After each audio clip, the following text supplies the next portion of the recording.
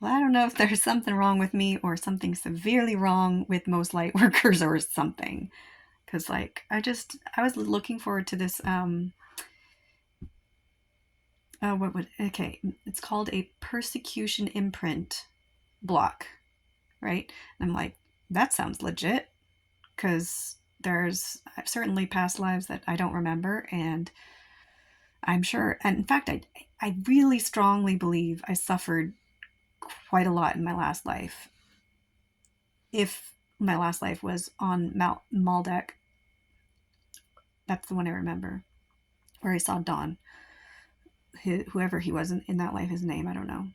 Don't know what he looked like, don't know what I looked like, don't know what my name was. All I know, I was age 27, and we met there and fell in love and had a beautiful life, and then everything went downhill. And I saw him go from just happy and carefree to absolutely terrified and traumatized and angry and lashing out. And yeah, and that's how he died. And so I think I remember, though, right before I died, realizing and remembering and accepting that I can't turn my back on my faith on God because it's the only thing I can depend on. And that's why my faith has been so strong in this life. And I did, I've questioned my faith a little bit, but not nearly like some people do. Man, going to this event, there were started with, I think he said 6,000 people there. It dropped by like 1,000 an hour or so in. But I really had a lot of hope. I, spent all day, kind of all morning preparing. I took one of my, mineral baths, took a bunch of supplements so I'd be nice and relaxed. A little too relaxed, honestly. I'm like, I'm in a good zone right here. I feel very just content and detached from any former pain. I mean, I was depressed I was feeling pretty quite anxious just yesterday. And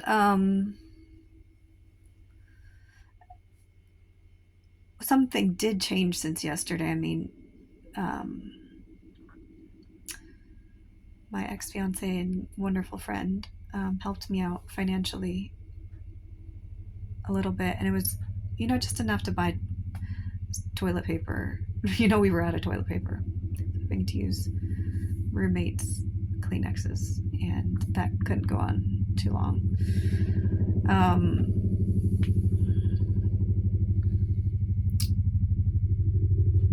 but it's not like a lot has changed. It's not like I have a job and suddenly, like, in fact, I had a lot of excitement this morning posting. I woke up really early.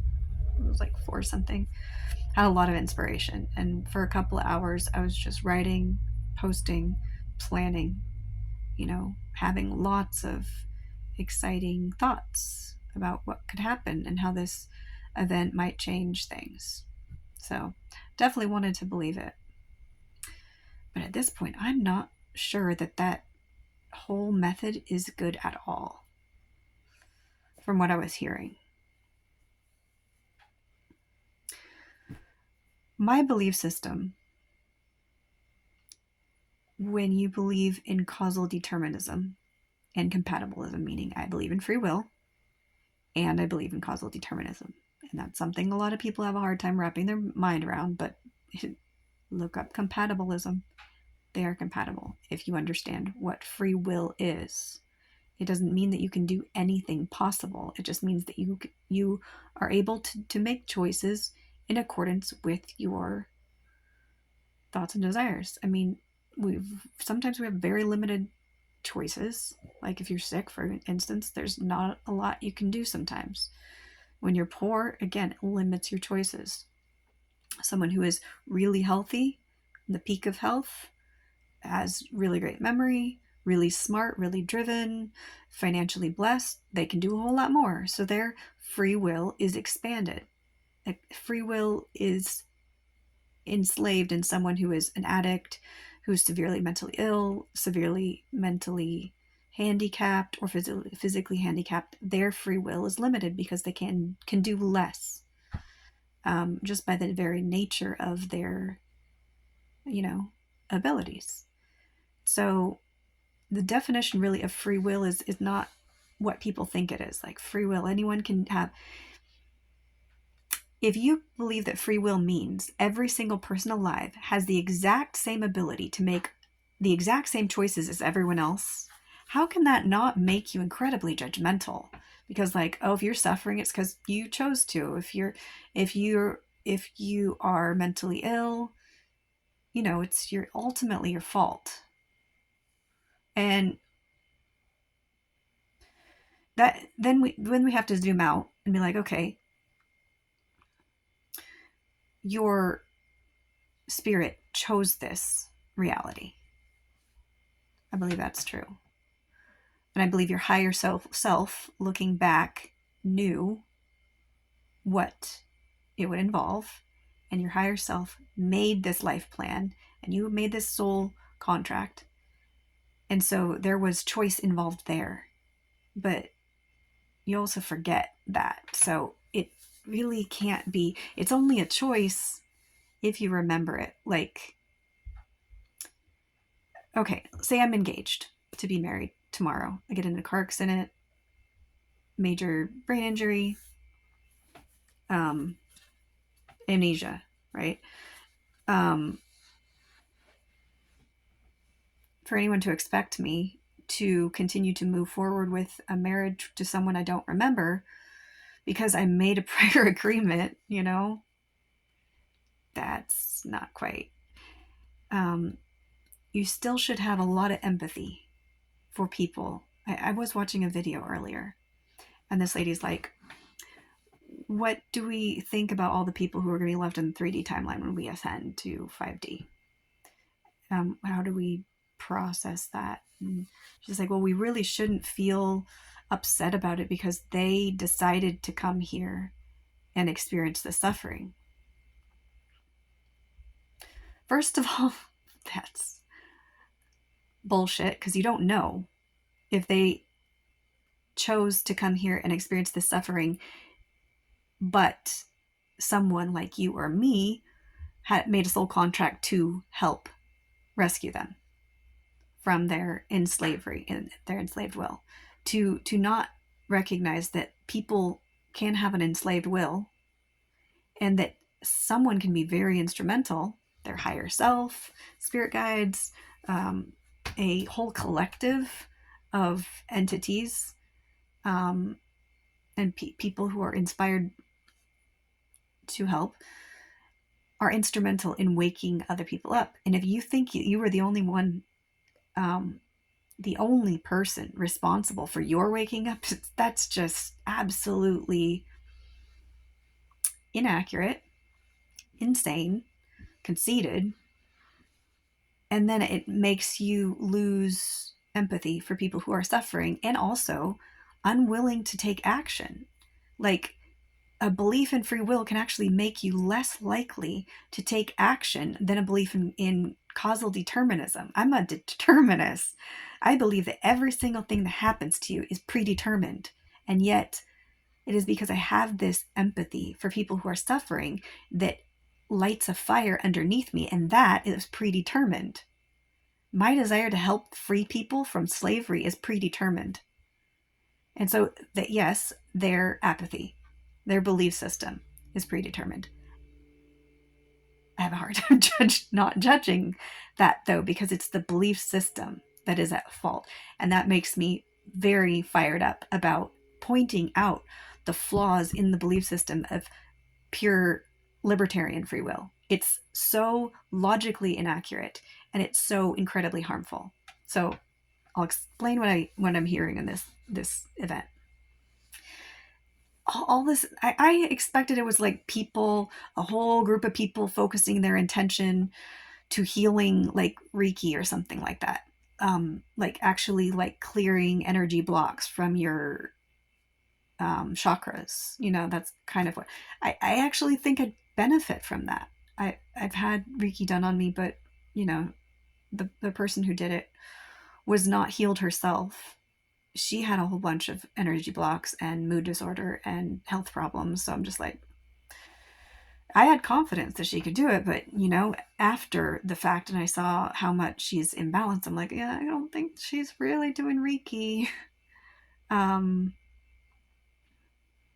but I want it. Like, I wish I could have someone who's really effective work some magic on me, because I'm still sick for a reason, and that's got to involve some blocks, some whatever. I don't know what all could be happening.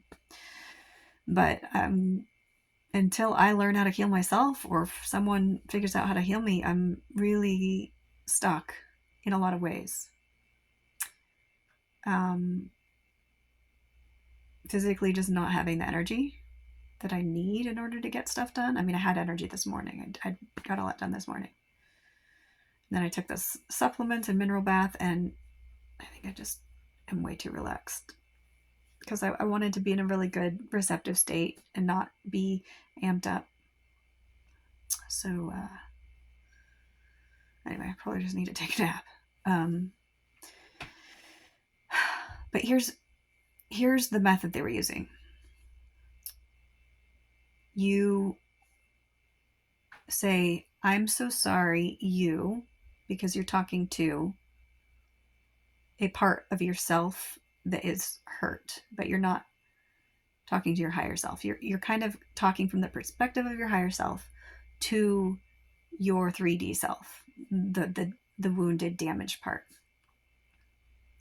So I imagined going back in time from where I am now, feeling quite detached and at peace, going back to myself at the worst place I was in, which was before my belief system changed. When I still believed in free will and I was still an Adventist in my thinking, my suffering was the greatest, and which is what motivated me to start considering changing my belief system. But that was the hardest because I was like, God can heal me. I believe that I should be healthy based on my commitment to health just prior to getting sick, based on my commitment to following God in every single way. There's no reason I should be sick. I don't deserve this. So it's either an attack from the devil that God is allowing, or what other thing could it be?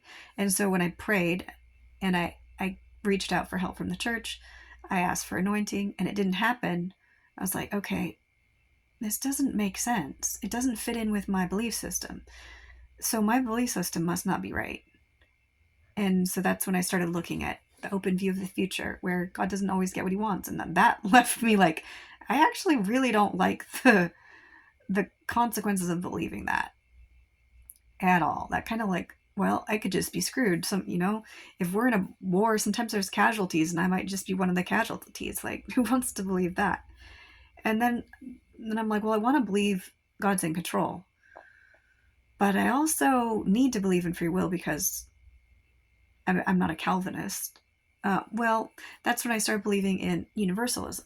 Like, if God is in control, then he has to save everyone, because it just wouldn't be right for him to even create people who he knew wouldn't be saved. Like, if he's in control, like, yeah, why? Sorry, my blocking light. That just doesn't make sense. So I'm like, okay, I believe in determinism, and I believe in universalism. And since I can believe in compatibilism, that's just logical because I'm a doer. I'm not someone who just, it's like, oh, whatever will be, will be. That phrase used to make me angry, actually. I want to be able to be effective. And you can only do that if you believe that you have volition. So I'm like, screw the word free will, because we're not free. So we have greater and lesser degrees of willpower and volition. Those are the same thing. So I'm like, okay, I believe in volition, personal volition, and moral responsibility. but also recognizing that people have limited volition, and because of that they have less moral responsibility. So the more volition you have, the more responsibility you have. And I'm quite happy with my beliefs. Radical acceptance of suffering, because you chose this life path because it was going to make you morally stronger. You're going to evolve. That's the whole point of reincarnation. That's the whole point of life existence, is to evolve morally so that we can develop a perfect character, so that we can merge with God and not be in opposition.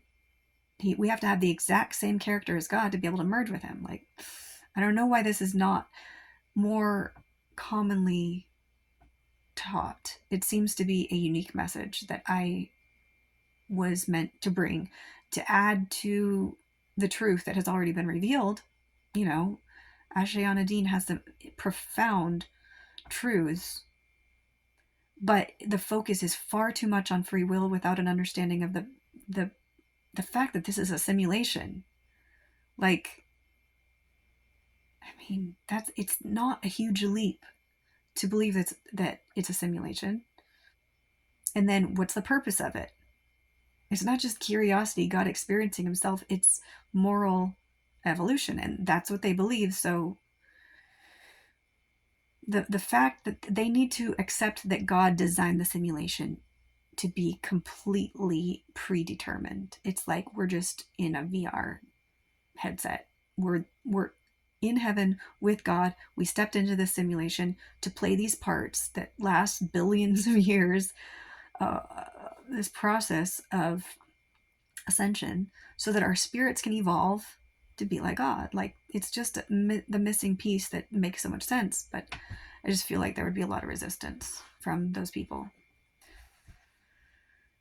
Anyway, this what they're doing is just saying, I'm so sorry, you experienced that. And supposedly just giving sympathy to yourself is supposed to clear it. Like, I've given myself sympathy every single moment of my journey. I never ever thought I deserved it, ever. Like, hello, what kind of a sick belief system do you have to have? See, every single person that I heard commenting seemed to believe in free will. Like, it was pointless. The suffering you went through was absolutely pointless. And because of that, there was a whole lot of like, I'm so sorry you were so traumatized that you will never be healed again. What? You shouldn't let people say those things out loud. How's that helpful? And it was just endless streams of this. I'm so sorry you will never be able to experience love. I'm so sorry that support never comes at the right time. That's not. Would you say that to anyone else? Would you be like, I want to comfort you? And say that to a friend? Why wasn't he correcting that? It almost was like maybe he was inspired by the devil, and then they were actually getting rush off of all this loosh, this suffering. And that's what I started feeling like. This isn't right. I can't listen to this anymore. Like, he's like, just a reminder, he says, we are giving sympathy not for an objective truth, but a subjective experience. Okay, well then let's give some clear instructions how to say that. Talk to yourself as you would talk to a friend. What they were saying were not comforting things. I'm so sorry you'll never experience love. I'm so sorry there was a stain on your soul forever. He actually guided someone to say that. And that was when I was like, this guy's fucking evil. Like, there's no way this helps people. Every single testimonial has to be a lie, or those people have to be just so, the word that I'm looking at that I'm not. People who are open to being influenced, they're easily influenced. What is the word? What is that? Anyway, I'll think of it later. Yeah, I had to turn it off. I kept thinking, oh, it's going to get better. but they just kept going over the same things. And it's like, they read a list of 7 statements. Things like, I deserve to be financially supported, and I don't know, something like living my best life, but it was worded more spiritually. I deserve to be healthy and not in pain. Um, I deserve to be able to do what I love and use my gifts, stuff like that. 7 statements. I agree 100% with all of them. I didn't have any resistance at all. And I mean, the people were saying they had so much resistance. Some of them felt nauseous. They were getting physical symptoms. Like, my belief system is incompatible with thinking that I deserve any of this. Yeah, so I really don't think I have a block like people keep trying to project onto me. I think so many people try to project that onto me because they have that, because of their belief system. And it's like, you have to really look at your belief system and see how that is um, causing you suffering. The only thing I believe that causes me suffering is when I stop taking my supplements and my mind stops working the way it should. When I'm not producing enough neurotransmitters. This cat, she's just like headbutt me so hard. Listen to that purr. Yeah. But, when I'm in this state and my brain is working right, my mind, my whole body mind, I don't feel suffering. I feel content. I feel, if I'm not tired, I feel very motivated, like very inspired. I was so inspired this morning, physically and emotionally and spiritually and mentally, just everything. And so anyone who says I'm blocked doesn't know what they're talking about. They just don't. They don't know me. They're projecting their own issues onto me. It's not that way. So the solution that has consistently revealed itself to me is use the nutrient therapy that I know works. Stop trying to quit it. I don't know how long I'm going to have to do it. I just feel like, I don't know, complete genetic healing is around the corner, but it might take 2 years. But it can't take longer than that. I don't know. But I might be going back and forth for a while. I guess, if that's my life path, I'll figure it out. God's been taking care of me so far, and I believe He will continue. So it hasn't got so bad that I have no food and no gas and nobody to help. And my electricity and my gas has been shut off. And my landlord's kicking me out. It hasn't gotten that bad, and it could, That doesn't mean it'll be the end of the world. So I don't know. I wanted to stay just to prove to people, like, hey, I gave it a try, but I can't. I just can't go through any more of that. It just feels really awful. Like, I really feel like demons are gathering around, listening to that, and just getting their jollies off. Felt very, very dirty. And I did not have that impression going into it.